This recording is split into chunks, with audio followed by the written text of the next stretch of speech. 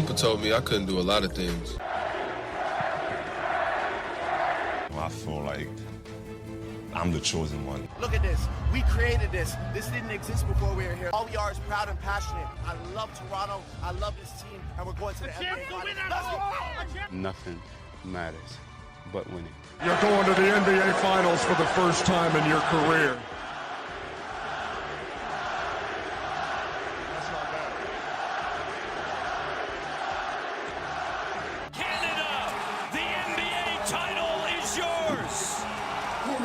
Toronto Raptors are the 2019 NBA champions. Welcome back to episode 15 of Rapzville Weekly. I'm your co-host, Gabriel Chelio, along with Adam Casucci. And today we're going to be talking about the COVID-19 update. So the third video we posted, I believe, was talking about the COVID-19 plans, how we were going to restart the season. And here we are. This video is being recorded as of July 18th. So we are here with updates of what's happening in the league, how things are going in the bubble, what precautions and stuff are being put in place. This is going to come out, I believe, Monday the 27th, because we have to pre-record a little bit. So after this episode on Monday, the Monday after that is most likely going to be a recap of the first couple of games of the season, how things are once the games actually start. But for now, we're going to talk a little bit about what's happening in the bubble here. So off the initial start, when all the players showed up, they had to quarantine for, I believe, 14 days, and they all got tested as they got there. And off the bat, I think the initial number was 16 players started off positive upon this testing, and then slowly but surely the numbers have gradually increased. There's been a couple more cases, and so far that we've heard of, some of the players that have gotten COVID are Eric Bledsoe, Russell Westbrook, James Harden, who got now cleared to play, Taurean Prince, Michael Beasley, who had just signed with the Nets this season as one of their additional roster spots, but now we're not sure if he's going to be coming back. Some players have also chosen not to join the bubble, either for injuries or personal reasons. For example, Bradley Beal, Spencer Dinwiddie, and Victor Oladipo are just some of the names that have been left behind due to injury. And some personal reasons, we have Lakers guard Avery Bradley was one of the players that's out. He chose to opt out of the season restart because his 6-year-old son had a troubling history of recovering from respiratory illnesses. So the bubble environment would be too dangerous for him. Obviously, if he got it, that could be very effective to his health. And also, players will be seeing their family once the first round of the playoffs takes place. So if he's back there, he's more at risk. And Trevor Ariza also had to stay back to father his 12-year-old son. That situation, I don't know the most information about, but what I heard is that it's complicated by a custody case that granted a court-ordered 1-month visitation during the league's quarantine in Florida, and it forced him to choose between parenting or playing with his team. Trevor Ariza, obviously, for the Portland Trailblazers. And obviously, Avery Bradley leaving for the Lakers is another thing that's interesting because now they have to look to fill that roster spot, and they ended up picking up J.R. Smith. We've heard a lot of information since the bubble has started, specifically all the precautions put in place. I know Serge Ibaka showed a video of the new social distancing ring that they've put in place, designed to keep you spaced apart from other players. And then also, we've been giving tremendous help by Philadelphia 76ers rookie Matisse Thybulle. He started an Orlando bubble vlog on his new YouTube channel, which as of, I believe, July 16th of when I checked, he had 135,000 subscribers, and that was in 5 days. And as of the recording, he also had released 3 vlogs. The first 2 totaled 430,000 plus views each, and the new one, I'm not really sure, I didn't check yet. Some insight we've been given from his vlogs are the day-to-day check-ins with the bracelets they use as keys, the rooms they stay in, the food they've been eating, and the amenities to the hotel. These vlogs series actually has been quite interesting, and it's shown a lot of the insider stuff. And I believe he's gotten a lot of recognition so far from fans, but even other YouTube creators like Casey Neistat, a big vlogger. He was giving him complimenting his work of showing this take of what's happening, getting some inside scoops. And I personally love seeing NBA players in real life, everyday life. So seeing a nice vlog from a player is really cool, especially just seeing some of the other players in the league. We get to see Tobias Harris a lot. He's good friends with him, and we see him take some of the swab tests. And Matisse also shows how every day in quarantine, they had to record their temperature with a thermometer and I believe oxygen level using a device placed on your finger. They had to record that into, I believe, a tablet that they were given. And then this tablet, they had to check, basically kind of track their symptoms in case they got it during quarantine. And then once quarantine ended, they were people in hazmat suits outside the hotel that had to test you one last time. Everyone that came back negative, you were fine to now walk around and use the space. And they started to go to some practice facilities to play. And the trainers had to be all masked. We saw Matisse and Tobias Harris, some of the other trainers, in like a stretch out room, I believe. And they all had masks. They're all getting ready to warm up again. And the newest video, they were without masks playing in a gym, shooting the ball around. And we kind of saw the different things going on in the resort, to say. There was a boat ride that had some of the players they can go fishing on. Their boat got stranded. It broke down in the lake, but luckily they got back to shore. We saw some players were fishing them. Ben Simmons posted a photo catching a fish. Norman Powell, I know Open Gym posted a little clip of him going fishing.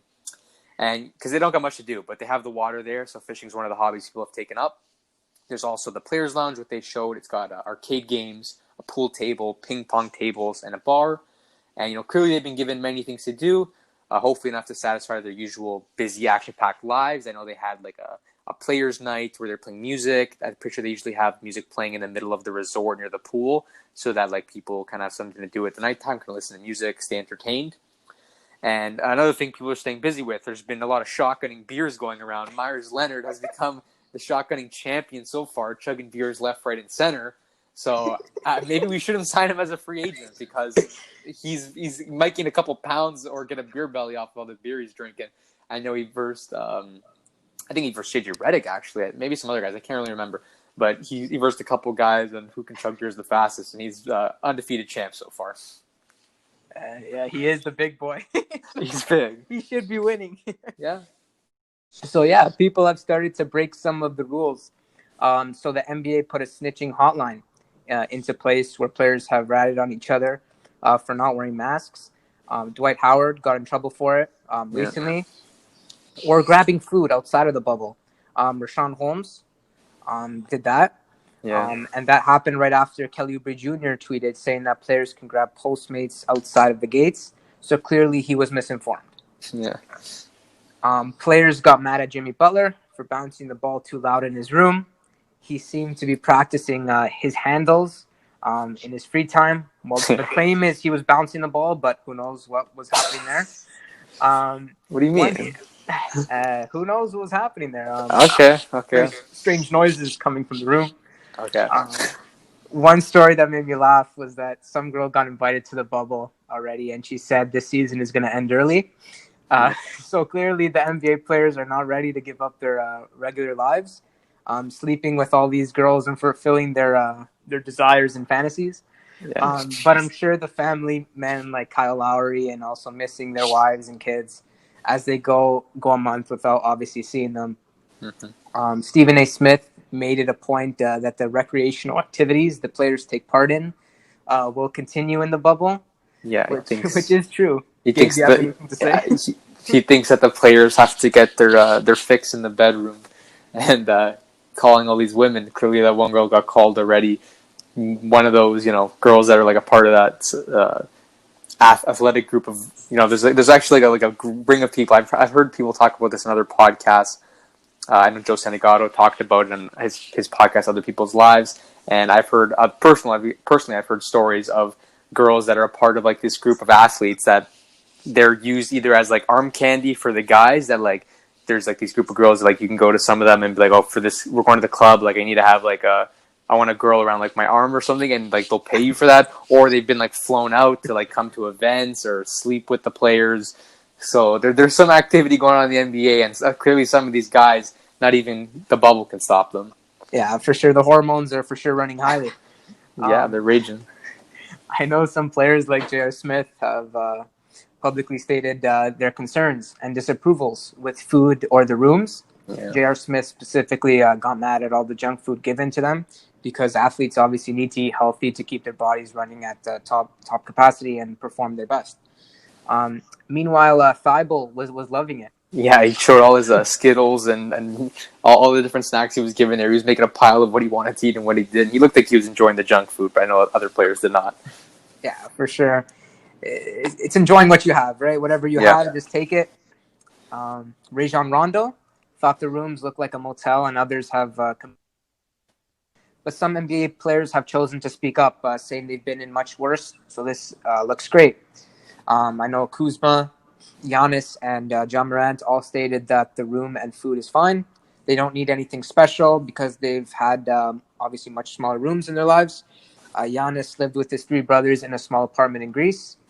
Do you think they should be complaining, Gabe, about these small things, or just suck it up?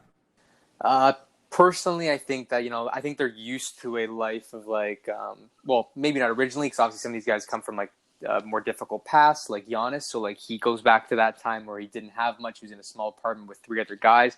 He obviously is not complaining about it too much.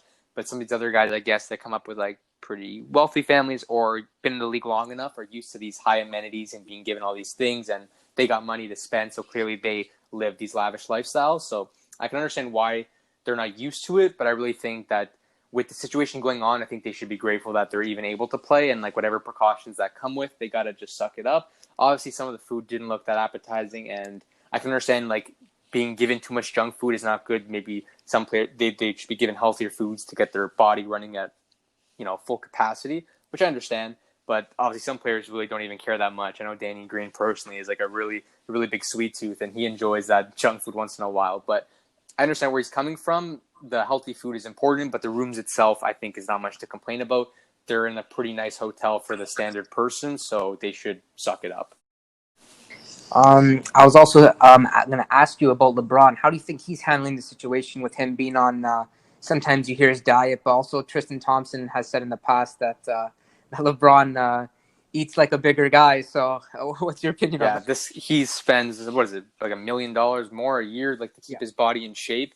So you got to imagine that he is either, if he's getting this food, he's going to be frustrated that he's not getting the best quality. But I think someone like LeBron James, one of the biggest superstars in the world, probably gets paid with contracts, endorsements, everything. He probably gets paid fucking 300, 400 million a year. Who knows? Yeah. So I can imagine that, he must have I don't think he's getting the same food as everyone else, to be real. I don't think he's getting that same, warm up, plain food as the rest of the guys. I know Joe Ingles posted a photo. It didn't look too appetizing. He looked like he might have been complaining about it on Twitter. I don't think that LeBron is getting that. He must have some pull in throughout the league that he's getting better food. I think a private chef, maybe, you think? Maybe. For all you know, they could be some of the bigger names in the league. All are getting better food than the average player. There's already been a little bit of favoritism. I saw that the Rockets players were complaining that Russell Westbrook and Harden, 2 guys that had to stay behind because they had the virus, had all this shoe rack space, all the top, this whole row, and then everyone else was crammed to a little corner underneath the bench. So clearly there's been a little bit of favoritism so far with the stardom, and I think that there's no way that LeBron James has the same amenities as everyone else. He's too much of a big name, too rich, the face of the NBA practically. I think he's got some pull to get some better stuff. No, yeah, for sure. Especially with the shoe situation there. I think Austin Rivers recorded that. And also PJ Tucker is a big shoe guy. Yeah. I know he was complaining about it as well. Okay. So also to mention, some of the players that have chosen to join the restart, even though they were adamant about not going to support the Black Lives Matter movement. Some of these players include Drew Holiday, Dwight Howard, and Patty Mills, who have all agreed to donate the remainder of their 2020 salaries to charities and Black Lives Matter organizations. I think this is a great decision to give NBA fans the basketball they love, while also staying true to themselves and their beliefs, supporting the Black Lives Matter community. Yeah, I think it's important to support both worlds, and I think they did the right decision, and they're doing it for a good cause. It's always great. Yeah. Going back to our franchise, the Raptors have been doing their workouts and have started going to media interviews. During the workouts, we've been able to see some huge body transformations from players, not to mention the facial hair everybody's been growing. OG, Freddie, and Norm. Yeah, got some bushwhackers over there. Matt Thomas has appeared to put on some muscle in his arms, which is nice. Obviously, we know Marc Gasol has become more shredded. And Terrence Davis went on to say he's playing like prime Marc Gasol from his Memphis days, and he's in playoff mode. Nick Nurse also commented on his great physique and said he's also fully healed from injury and playing well again. Finally, we saw that the basketball gods answered our prayers from the free agents episode, where we said Chris Boucher needs to put on weight because he put on 15 pounds, which seems promising. He was very skinny as a big man, so his weight and strength will definitely help him defend bigs down low. I thought he was doing a great job already. Yeah. But I think this extra weight will for sure help him. Yeah, it's standard. You kind of need that as a big in the league. So I think that it was about time that he put it on. And, you know, most players that are skinny in the league end up being put on a weight-gaining regimen. Yeah, his speed, his foot speed for sure helps him get to contests and get up there with verticality as well. Mm-hmm. Many other players have used this time to get in shape other than our franchise. I know Mo Bamba put on 28 pounds, which is a huge gain. Looks way different now. Rajon Rondo looks absolutely shredded now. The veteran obviously getting that playoff Rondo body ready for the Lakers championship run. Also, Zion Williamson supposedly shed off 25 pounds of pure fat, then putting on 10 pounds of lean muscle, which is very beneficial for him, I think. Mm-hmm. I'm excited to watch him obviously play now, to see that explosiveness and strength come back. Many analysts always had a problem with his weight because it would be very troubling as he ages, and even now it causes many injuries. Specifically, it results in knee injuries from jumping first dunks and alley-oops, and then landing with all that weight, putting all that pressure on his legs and knees. It can cause for sure injury. So this body transformation is definitely beneficial for him in the long run, and it's going to be exciting to see what he could do moving forward. Yeah, for sure. I think that Zion was in desperate need of this. He's a very, very big guy for his height, and I know a lot of analysts were saying that it's going to be a big problem if he doesn't lose weight. And he's already explosive and fast, so I'm excited to see what losing some weight would even do. He's going to get faster, more athletic. I don't even know. This kid's unreal. So I think this is good for him, especially if it's turning into more lean muscle. Better for his health, make him last longer, more injury resistant long term. I think what's funny is I know Evan Fournier had a bit of a problem. He had something to say. I think it was on Twitter about people gaining muscle fast. He said, "Man, I'm so tired of hearing he put on 20 pounds of muscle in 2 months. It's just not possible. It's physically impossible to create muscles that fast." I know, and then people were saying that I think he was taking more of a shot at Zion. There's no way he did that without taking steroids or some type of thing like that. And who knows, maybe the league will check for it. But it's funny because Mo Bamba put on a lot of weight, and that's his teammate. But I don't know. A lot of the players used quarantine to make changes. Guys are getting shredded, or they're putting on weight, and a lot of players did it. So I don't know. I guess it could be possible, and I'm surprised Fournier had something to say though when his own teammate was part of that. For sure, Gabe. I was also going to ask you a couple of questions. The first one being, you think the bubble has benefited veterans, like on our team, obviously Mark Lowry, Ibaka, or would it have benefited the much younger guys? Obviously, like Fred, Pascal, O'Shea Brissett, all these younger guys. Do you think it benefits them more or the veterans being in the bubble and having to stay in your room and not really contact with too many people? Oh, okay. I was trying to think of where you were going with this. So is this in terms of the veterans maybe are not as they're more laid back. They've been in the league long enough. They're not like the young guys who are maybe more of wild childs that want to go out. I'm sure Pascal and other players in the league, they probably like to go out a lot more and go to events. They're still young. They want to go places and do things, whereas the veterans are probably more older, laid back, like Kyle Lowry, a family man. So maybe he doesn't go out as much, so staying inside wouldn't be too bad for him. Like you saw Nick Nurse, he's like, this is great. I do this all the time, stay inside. I know he had his guitar and he was playing music. People were getting mad at him for being too loud, I think. So yeah, I think you're right. The older guys maybe are a little more laid back, used to an environment. They probably don't care to be staying inside too much. The younger guys might be a little more antsy and wanting to get out. So there could be something beneficial maybe to the mental there. But I'm not really sure how it's going to, in terms of playing, I think that it might all be the same. Everyone's using the quarantine time to get in shape. Like we said, they're doing something. So the older guys, it might affect them if they haven't done too much. Their legs might get a little sore. Obviously, those knees, they got to be iced for the older guys. So maybe they might be a little more injury prone. So I guess we'll see what happens there. Yep. My next one would be how do you think the time off and obviously practicing during quarantine? Well, obviously, right now, as the teams get back into their practice facilities, how will it benefit players who like their weaknesses of their skill set? So let's just say Ben Simmons not being able to shoot the ball. Mm-hmm. Now we're seeing videos of him shooting. shooting threes and different players working on different skills. It was like well, I guess it's going to be interesting what happens after this season, because if it starts in December again, there's not much of a break. But it was kind of like we had an off season in the middle of the season. It was like those 2 months of summer where players usually work on their game, and they might come back over the summer with a jump shot or something like that. So it's kind of like he did that. It was like an off season in the middle of the season where he took that time to, if he had facilities available to him, let's say, or people that have houses and have their own nets, they could work on their jumper and keep their game up, if not elevated, because now they have time to just strictly practice and not focus on the game too much and not being like burned out, because they don't be burned out before games, stuff like that. They had the time to just work out consistently and do something on that level, talk with their trainers and dietitians to do everything. So I think that quarantine in general has been could be very helpful to people that want to make strides in their game, because it's like an off season in the middle of the season. Obviously, for playoff contending teams, like, you're ruining the swing of things, and players don't really want to stop playing. It can affect maybe how they get back into the season now, because it's going to be such a short amount of time, a couple of games, then the playoffs. We need people performing at their best level.